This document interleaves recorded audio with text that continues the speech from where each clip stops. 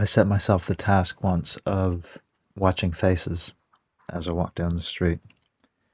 And what I wanted to know was what the predominant emotion was that I noticed.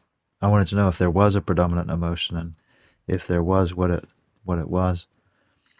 And I was working in Sydney at the time, so I was walking from the train station to work, from work to go get lunch and back, and then back to the train station.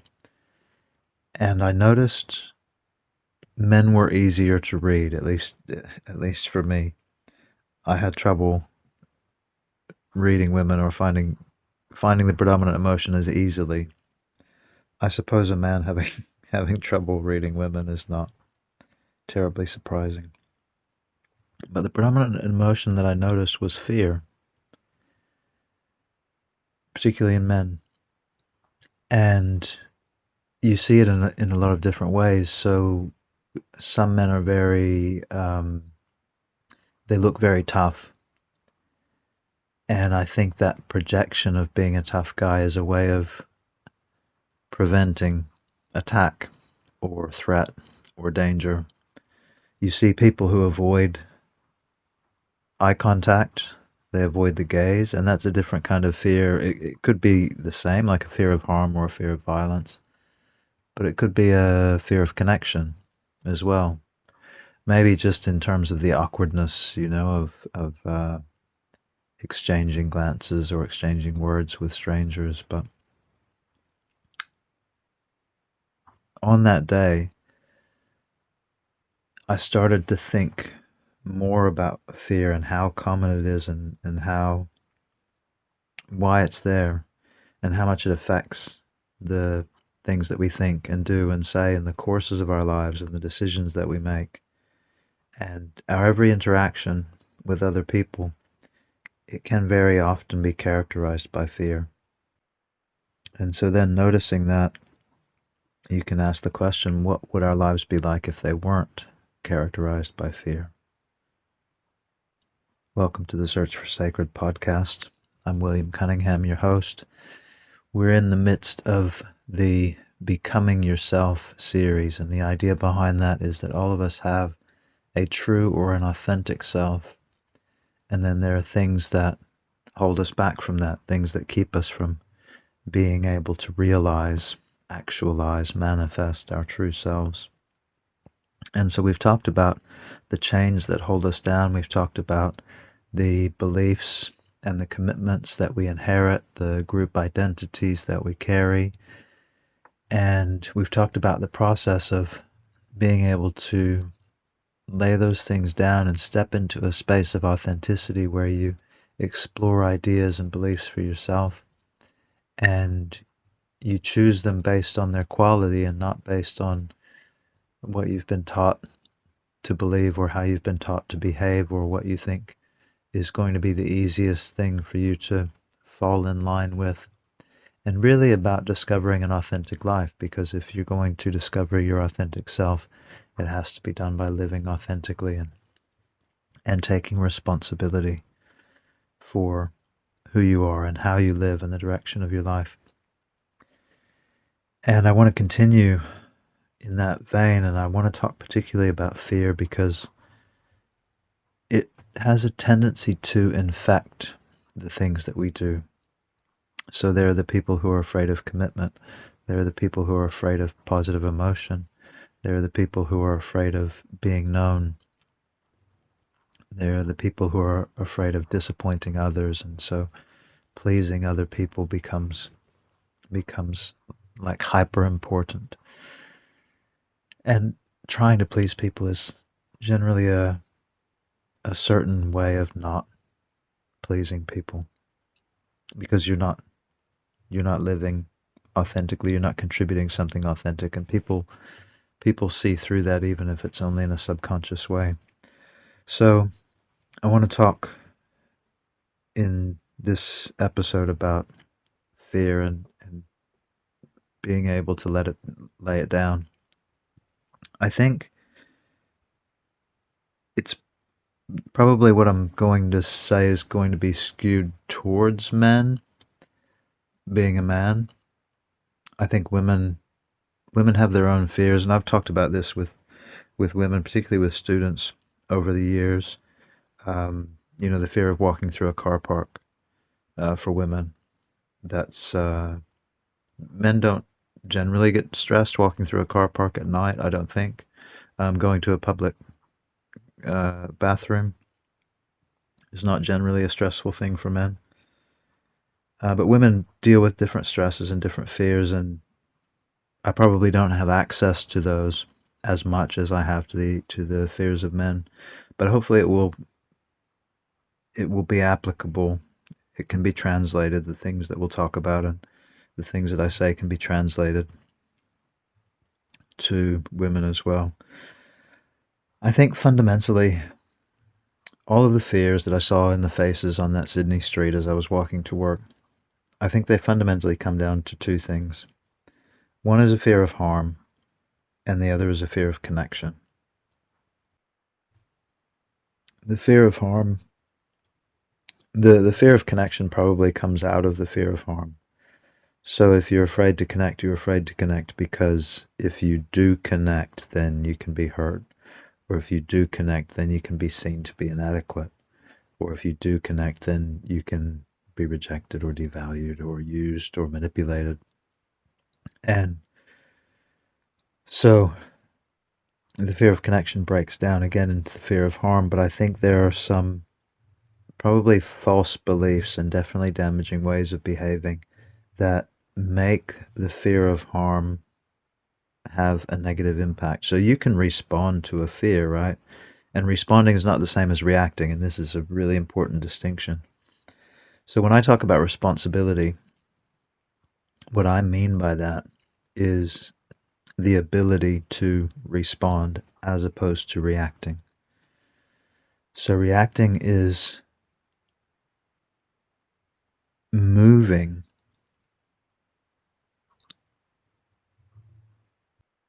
as a result of a stimulus without thought, without reflection, without bringing something that you have cultivated. So you're moving as a result of a stimulus. You have a fear and you cover yourself up, or you ball up, or you run away, or you have an adrenaline rush. And so those are reactions. And this is the same thing that happens when, if you're having a fight with a friend or a loved one, and they say something without thinking about it, and it hurts you. So you say something back without thinking about it, and it hurts them, and the whole thing escalates. And what's happening is you have this instinctual need to protect yourself, and particularly to protect your psychological, your ego health, let's say, or your self-conception. And so that gets attacked, and you react. So what's happening is that subconscious need to protect your psychological integrity or the integrity of your image of yourself, you're acting out of that, and you're not seeing the situation. You're not seeing the other person. You're not seeing maybe what has brought them to say the thing that they've said or what's brought you into this situation. You're just acting out of subconscious or instinctual needs and fears. And any of our decisions can be reactions. You're hungry, so you eat the first thing that you see. You're tired, so you sleep, instead of thinking about the things that you have to do, what your responsibilities are. People speak and you speak back. All of these can be reactions. But humans are unique in their ability to respond. We don't have to act according to our instincts. We don't have to act according to our subconscious impulses. We can try to understand situations. And so when someone speaks to you, you can think about their personal history. You can think about the circumstances around you. You can think about the type of person that you want to be in your life. What is your authentic self, and how are you moving towards that? And so if you take all of that into account and you think about what it is that you're trying to achieve with your words and how best you can achieve it, then you're able to respond. And that's what responsibility means. You're able to take those things into account and move towards your self-realization in the things that you speak. Move towards your ideal self, your ideal life. And that's a response as opposed to a reaction. And in order for your actions to be healthy and to make you whole and to touch the world in the way that you want to touch the world, your actions need to be responses and not reactions.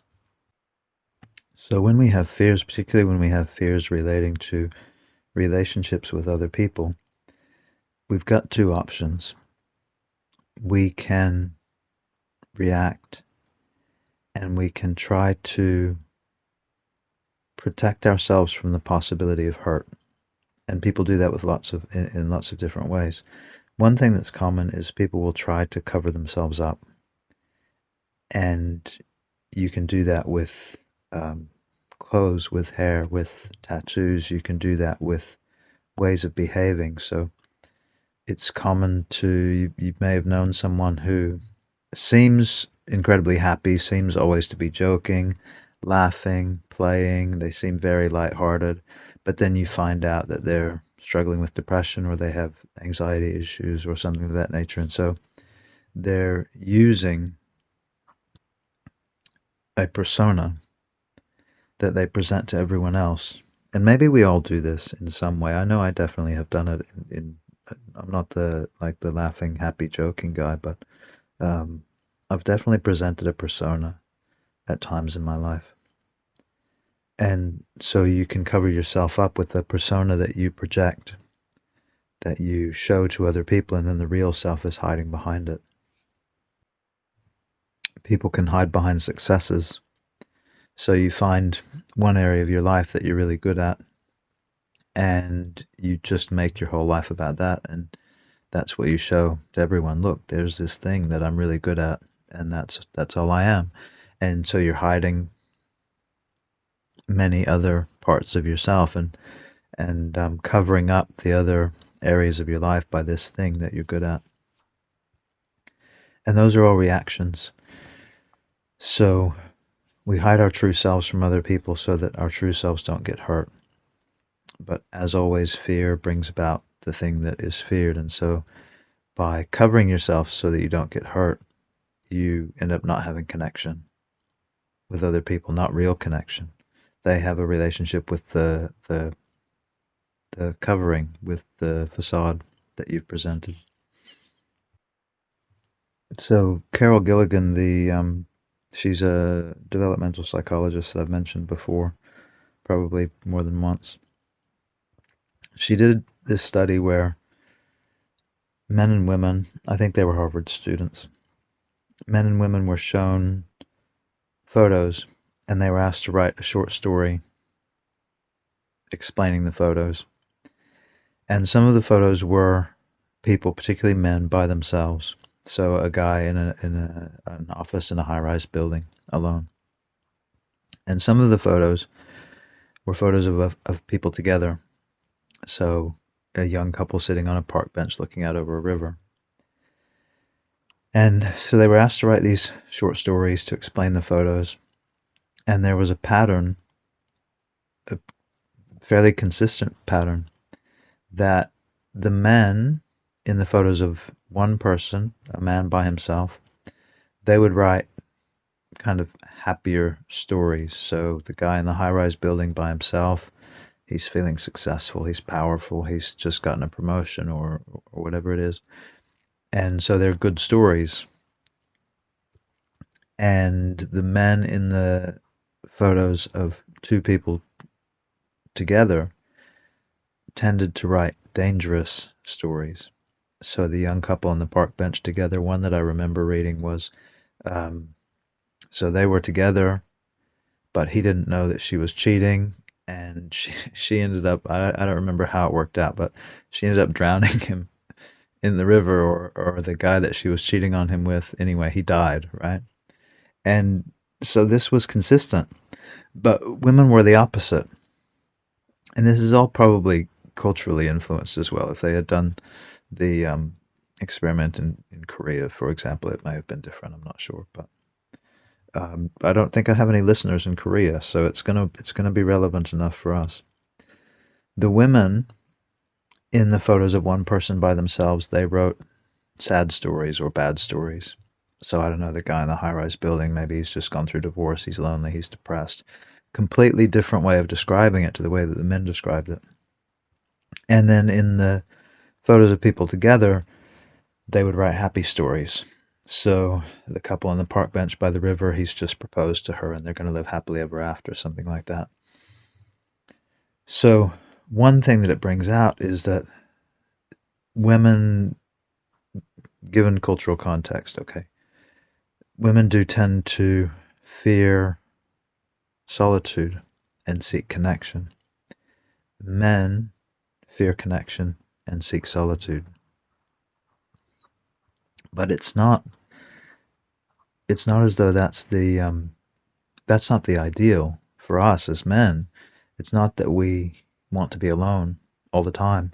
It's just that we have a fear of connection, and a fear, particularly, I think it comes down to a fear of inadequacy. We're afraid that if we connect, people will see through us, or we're afraid that if we take on the responsibility of a relationship, we'll fail. Something of that nature. So it's not that we don't want to connect, it's that we're afraid that connection will show us to be inadequate. In thinking about this, I think there are two things that lead to this issue. One of them is that we have the wrong standards. So as men, and again, I think this can translate to women. I think women also have the wrong standards, but they're different wrong standards.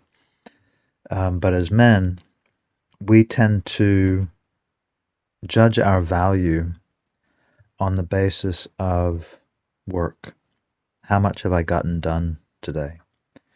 Production. What have I brought about? How much money have I made? How much have I been able to pay down my mortgage? How many requirements of other people have I been able to meet? And so it's like standard, standard, standard, all external. Everything is out there. What have I been able to do out there? And one of the results of that is that we neglect ourselves. We neglect particularly our internal selves, and we don't recognize the connection between our inner state, our inner health, and our value. Our value is judged always out there. And when you think about that seems like a really obvious mistake, because the things that are out there in the world that you do, that you accomplish, their purpose always is going to be, and this is going to be a theme of our conversation, the purpose is always something that happens inside. You do those things out there in the world so that someone can be happy, so that someone can be fulfilled, so that someone can be satisfied. And maybe it's your spouse, maybe it's your children, maybe it's you want your parents to be proud of you, but it's always going to point to something inside, something in the internal life of someone. And that's why you do what you do. But if that's why you do what you do, then it makes much more sense to think about what's happening inside of you and to find your meaning and your value in your internal life and not in your external life.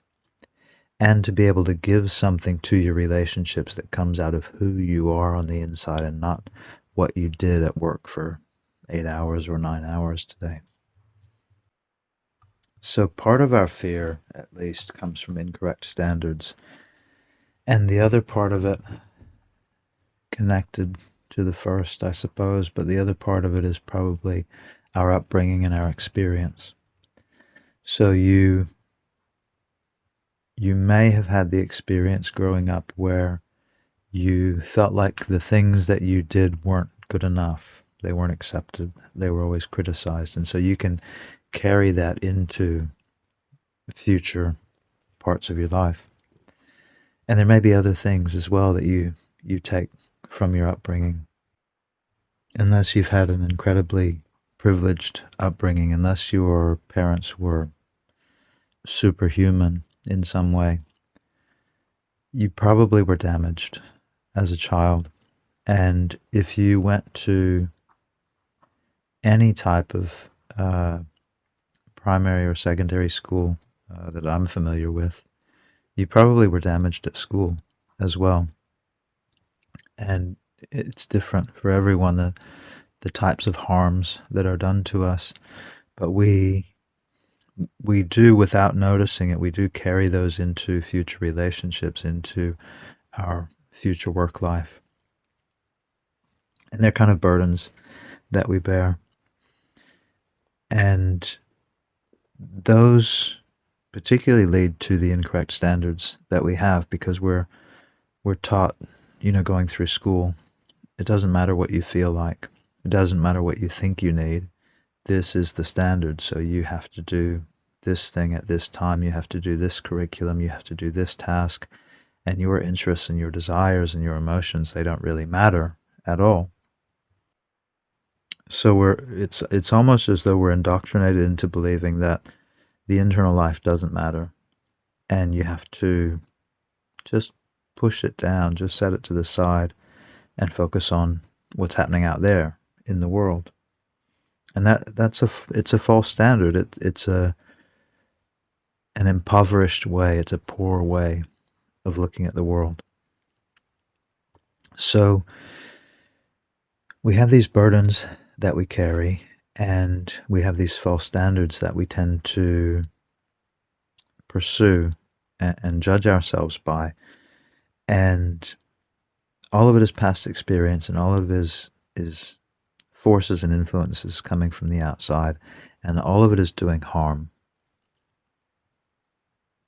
So I want to give you a practice that you can do, and I've done this and I've found it helpful, and I don't think it's something that you can do once. I've done it a few times, but I think you almost need to do it like once a week, or at least once a month, particularly until I think you feel like you've you've made the progress that you need to make. You've been able to lay down some of the weight that you're carrying. So here's the practice. You can sit down by yourself in a time when you have a moment and you think back over the things that have influenced you. Think about your childhood, think about your teen years, think about difficult experiences that you've had, moments of rejection or disappointment or trauma. And you're going to do four things. The first thing is you're going to name it and you're going to be honest about it. So a lot of parent-child relationships have some form of abuse in them. I take parenting pretty seriously, and there definitely are things that I would like to change. I would, if I could go back, there are things that I would change. But I've tried to be an authentic father, and I've tried to do as good a job as I'm able to do. But I know that there were ways that I interacted with my children that were not healthy. And I struggle I struggle to use the word abuse because I don't think of myself as being abusive. But then if I switch it and I look at my childhood and my parents tried exactly like me. They tried to do the best job that they could do, and um, they wanted to be good parents, and um, were very similar in that way. But I can look at certain patterns of behavior and say, yes, that was abusive. That was an abusive pattern of behavior. So that's what you're going to do. You're going to go back. You're going to think through those relationships and you're going to name things exactly as they are. And you may find it difficult to be able to do that. Um, but you need to do that and you need to be honest about it. So where there's abuse, say there's abuse. Where there's neglect, say there's neglect, and don't try to hide from it. Just let it be what it is. First thing is name it. Second thing, judge it. When I say judge it, I don't mean be judgmental about what you've experienced, but I mean say it's not right. Say it's not okay. Say I was harmed and I shouldn't have been. Say I was treated badly and I shouldn't have been. It wasn't okay. Judge it. So name it, judge it. Third one, tough, accept it. Part of it is it's really hard because there is evil in the world. Some of it is intentional evil. There are bad people in the world, and most of us have, you know, we've brushed up against violence or um, psychological manipulation, emotional abuse, something like that. Most of us have seen that, not just in our, in our parent-child relationships, but you've been out in the world. You know that there are bad people out there, and you may have been, robbed. You may have been attacked. You may have been mistreated. I'm certain that you have if you're older than 2. These things happen. So accepting it is 2 things. The first one I find easier. So looking at my parents, I know what my grandparents were like. I know what my parents' were like. And I know that they didn't receive all of the things that they needed to receive from their parents. And I know that they did receive some things that they shouldn't have. And,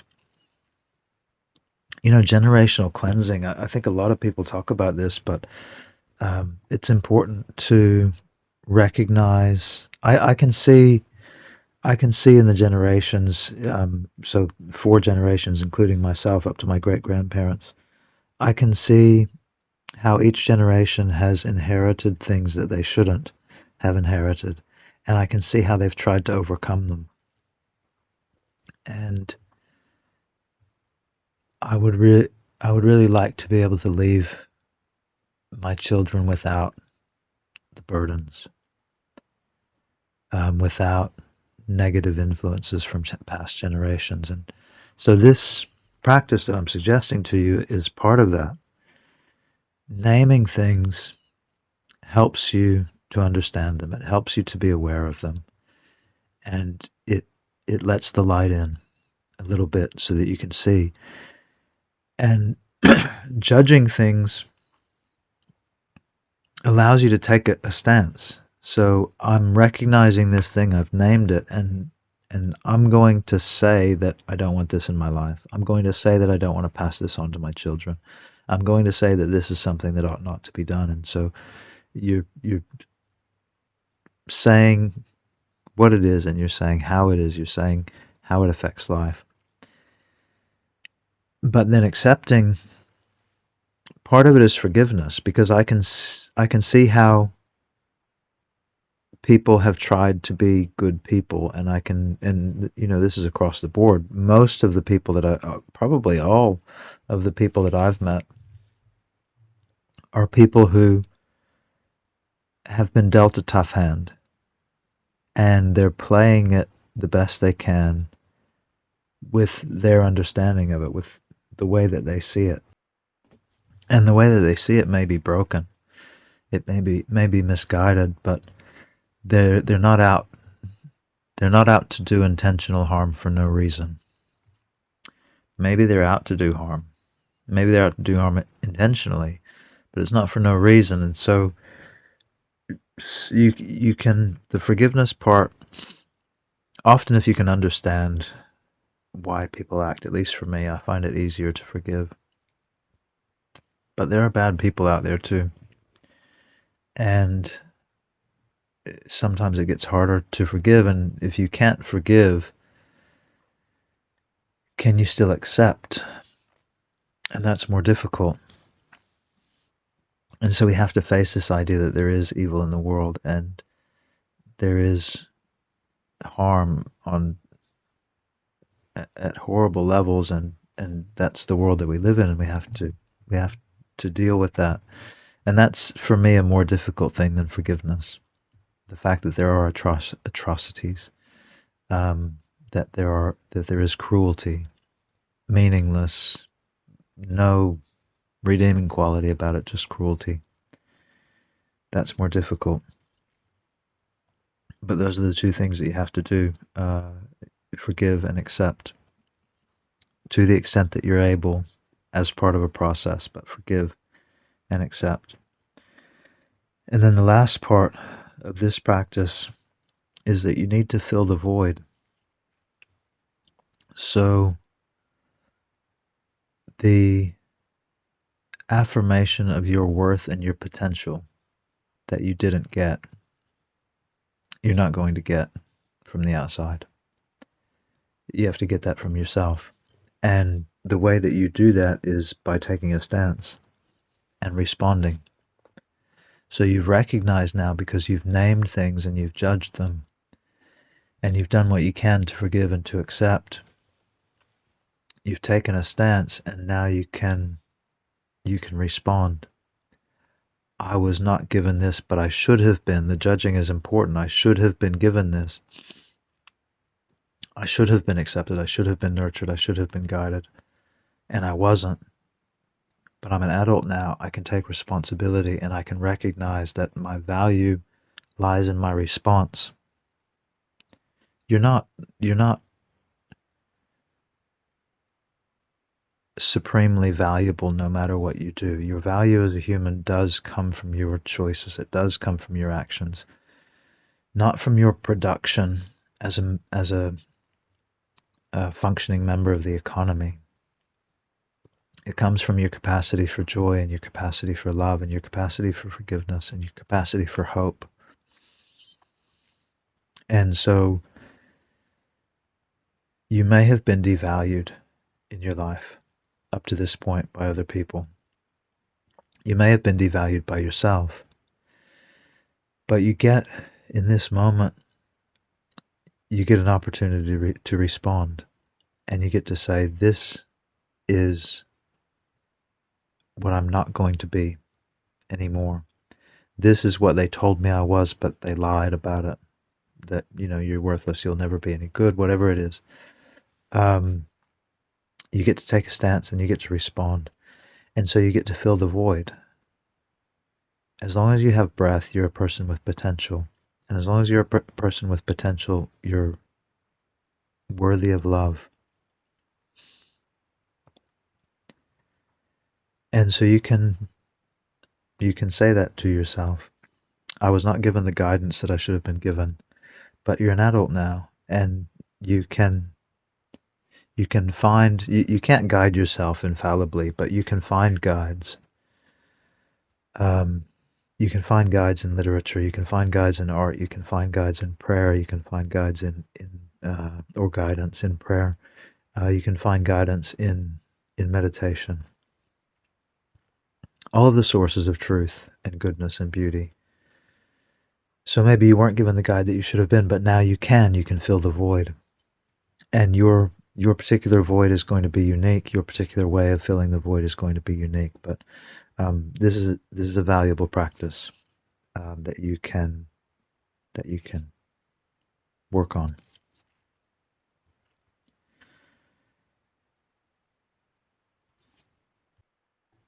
And I recommend that you do it more than once. Do it often.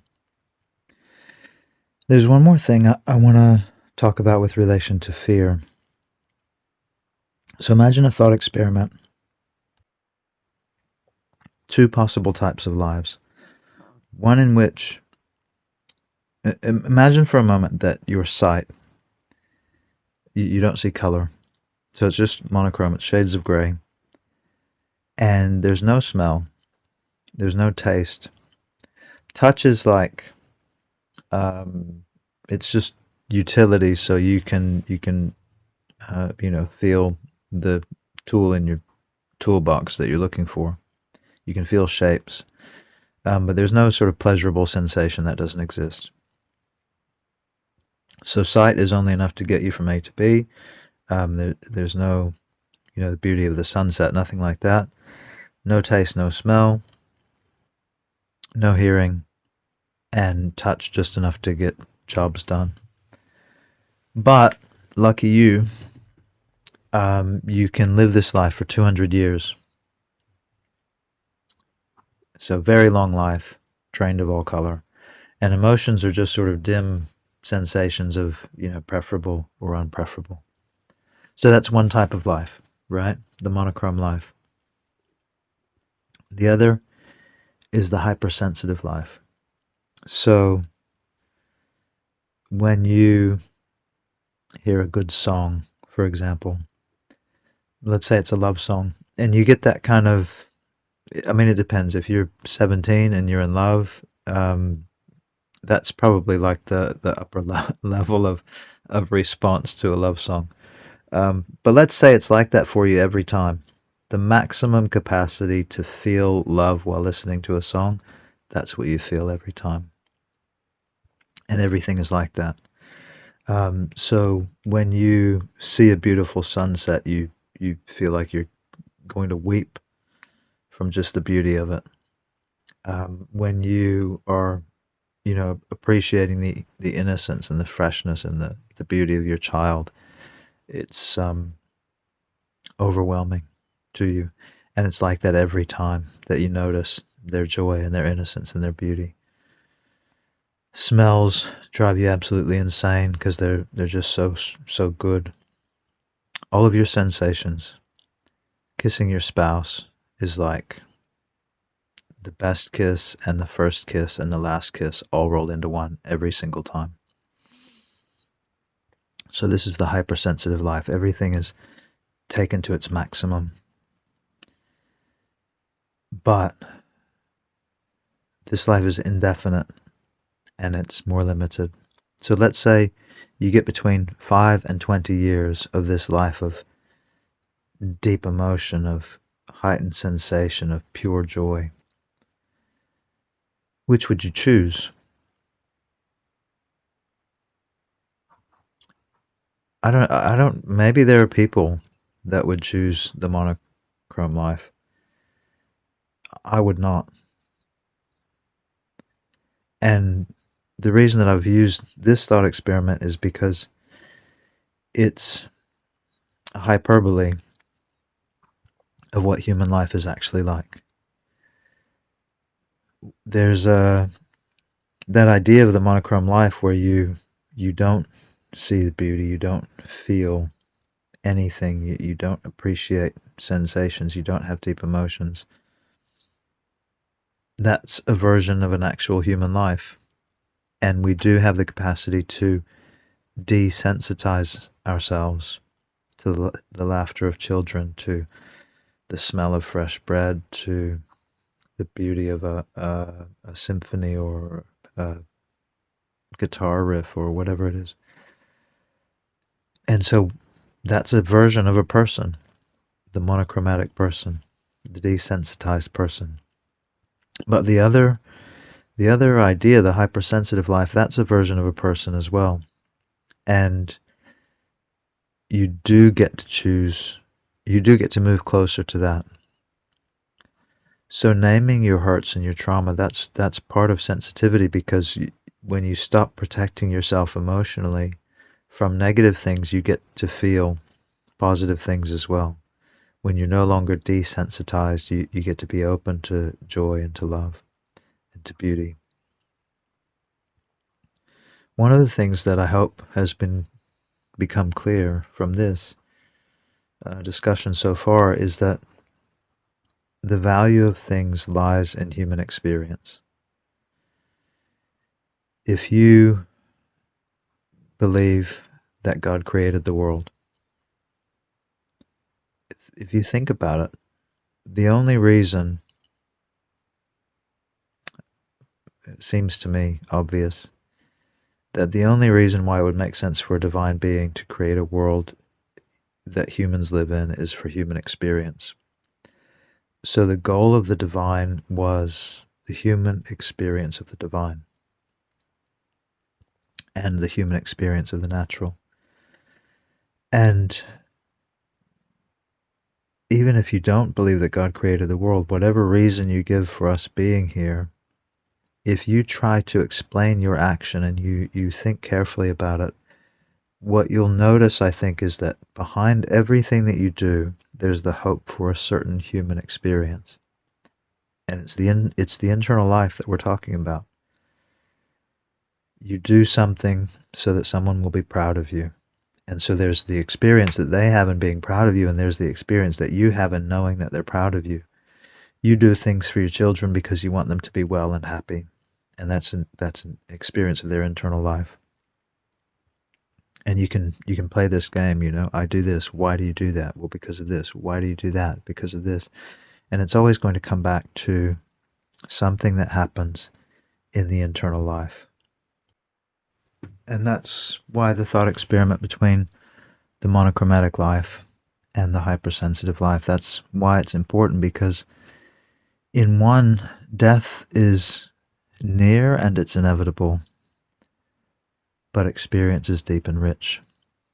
And in the other, death is far off and you don't even really care about it too much, but your life is drained of color and it's not rich. And what I hope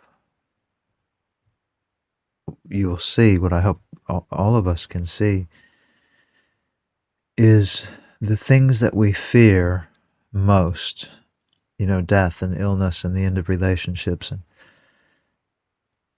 they're distractions from the thing that really matters, which is, in this moment, am I able to experience love? In this moment, am I able to experience joy? In this moment, am I able to care for others? Not just doing things for others, but caring while doing things for others. Am I able to be connected to it? And that's success. That's the thing that matters. That's the thing that will make your life and yourself, your person. That's where value comes from. So I guess the conclusion, the moral of the story, is courage. Don't be afraid of being rejected. Be afraid of not connecting.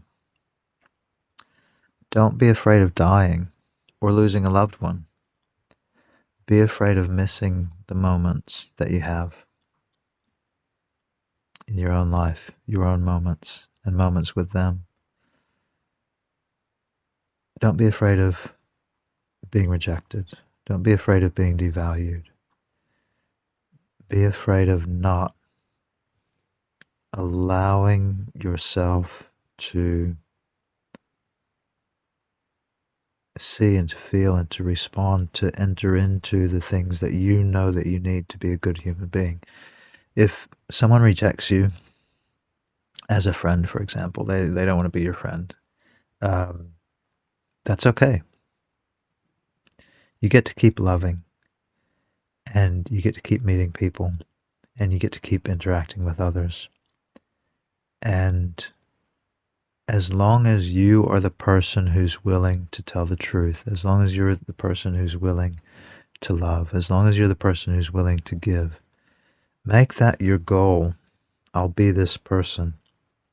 And other people can respond however they're going to respond. They're the architects of their own internal life, but you're the architect of yours. Be the one person when someone, for whatever reason, when someone's walking down the street trying to work out what the predominant emotion is, be the one person that they look at and they say, that's an authentic person. That's a person who's open to life. That's a person who is not hiding, who is not putting themselves behind walls so that they don't have to experience the hurt. That's the person who's loving. That's the person who's real, who's joyful. Be that person. And let the chips fall where they may. People will react. And that's okay, but you be the one who responds. Thank you. Thank you for being here. I appreciate you. The world needs you. I'll see you next time.